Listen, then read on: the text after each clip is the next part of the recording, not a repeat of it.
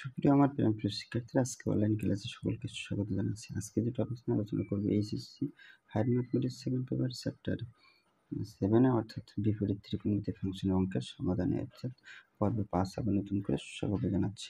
বন্ধুরা, যতগুলো অঙ্ক গুরুত্বপূর্ণ অঙ্ক যেগুলো পর্ব আকারে লেখা আছে বা টাইপ আকারে, এগুলো মোস্ট অঙ্ক আলাদা আলাদাভাবে অর্থাৎ সম্পূর্ণ আলাদা অঙ্ক। এইগুলো যদি তোমরা নোট খাতায় লিখে রাখতে পারো, লেখার পরে অর্থাৎ সুন্দরভাবে করবে, করার পর যে কোনো সৃজনশীলের সামনে গেলে যে কোনো বোর্ডের যে কোনো শিক্ষার্থী অর্থাৎ পরিচিত এবং সহজ মনে হবে।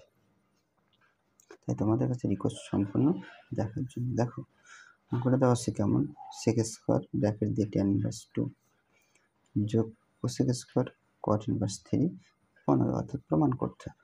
অঙ্কটা কিন্তু লিখছি, আগে যে পর্বে 4 ছিল সেম টাইপের অঙ্ক।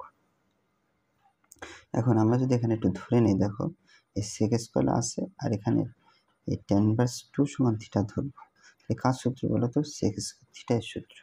আমরা কিন্তু সূত্র এরকম জানি, sec square theta minus tan square theta equal to 1। এটা কিন্তু কোনো কঠিন কোনো বিষয় না, এটা হচ্ছে 9 এর সূত্র। জেনারেল ম্যাথ বলো, হায়ার ম্যাথ বলো, যে কোনো ত্রিকোণমিতির সূত্র। আমার লাগবে হচ্ছে sec স্কোয়ার থিটার মান। তাহলে sec স্কোয়ার থিটা আমি বামে রাখবো, এই যে 1 মাইনাস অবশ্য গেলে প্লাস tan স্কোয়ার থিটা। সেমভাবে এটুকুর পরিবর্তে আমি মানটা লিখবো, এটুকুর পরিবর্তে মানটা লিখবো 1 যোগ কি লিখবো সূত্র, tan স্কোয়ার থিটা। এই tan স্কোয়ার লিখলাম থিটা। বন্ধুরা, আমরা যখন মুখে বলবো থিটা তখন কাজে লিখবে কিন্তু থিটা মানে কিন্তু এটা।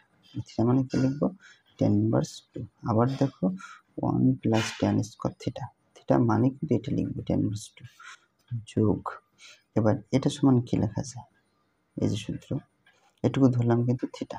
তাহলে দেখো cosec স্কোয়ার থিটা সূত্র কি, আমরা একটু লিখে নিই। cosec square theta minus cot square theta equal to কত, 1।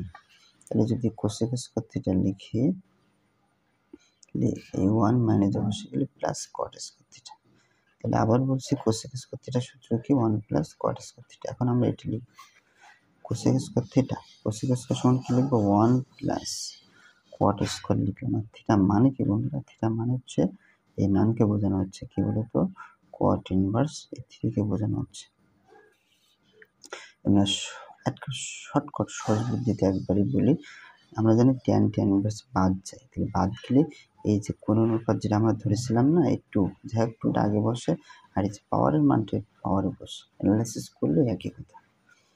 যোগ এই যে 1 লিখলাম যোগ লিখলাম, সেমভাবে cot ইনভার্স বাদ, এখানে 3 মানটা বসবে আগে, পাওয়ারটার মাথায় বসবে।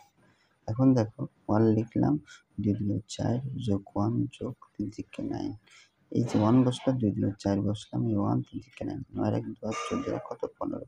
এই কিন্তু আমাদের উত্তর। দেখো সহজ হিসাব, right hand side P R V default.